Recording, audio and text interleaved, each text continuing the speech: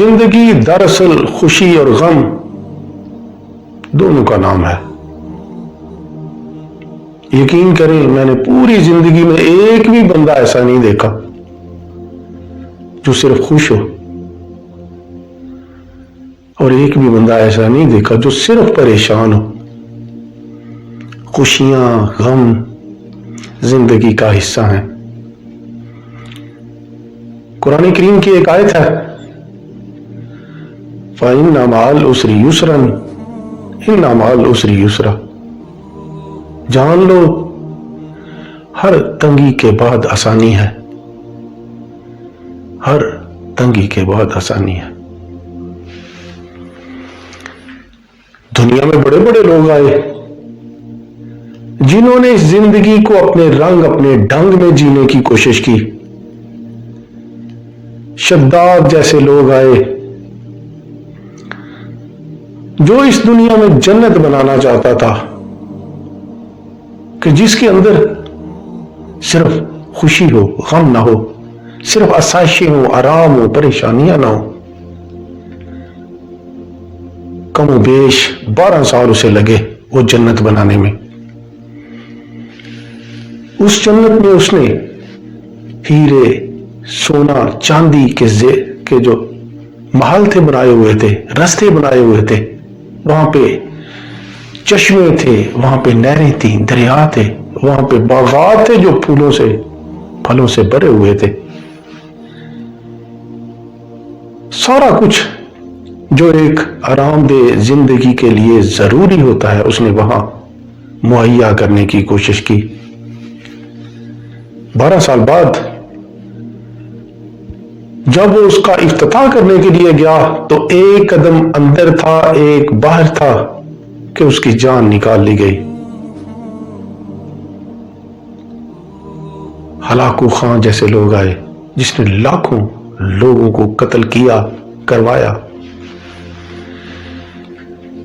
ایک دفعہ 3 لائنیں بنائی ہوئی تھی.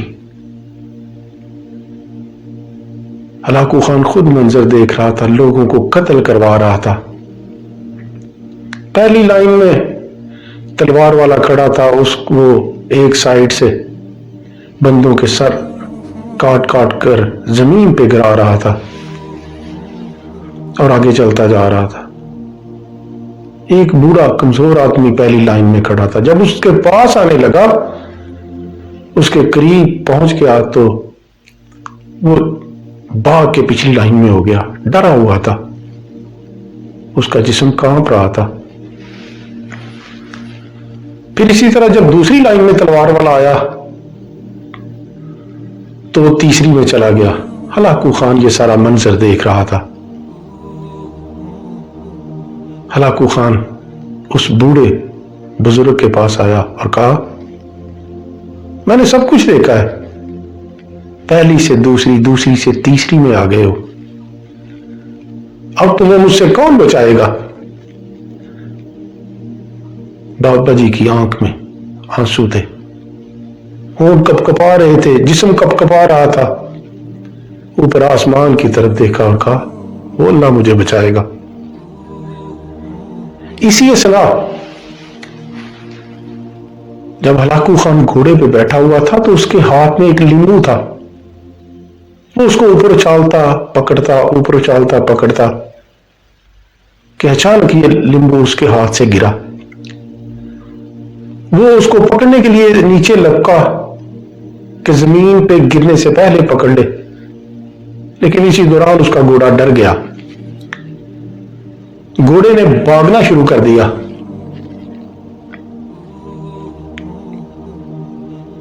اس کا پاؤں اس کی رکاب کے اندر پھنس گیا. کبھی اس کا سر ادھر لگتا، کبھی ادھر لگتا، کبھی پتھر کے ساتھ، کبھی زمین کے ساتھ. تھوڑی دیر بعد جب گھوڑا کھڑا ہوا تو یقین کیجئے اس کی شکل بھی نہیں پہچانی جا رہی تھی. مر گیا تھا. بوڑھے کو مارنا چاہتا تھا. اس سے پوچھ رہا تھا تمہیں کون بچائے گا، اپنا پتہ نہیں.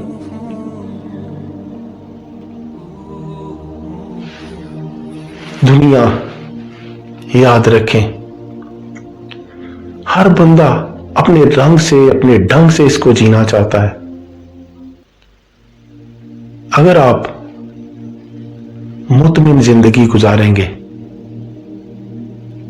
اور اللہ کی طرف سے جب کوئی نعمت آئے تو اس پہ شکر ادا کریں گے اور غم آئے تو صبر کریں گے تو اللہ پاک اس زندگی کو اور بھی بہتر بنا دے گا.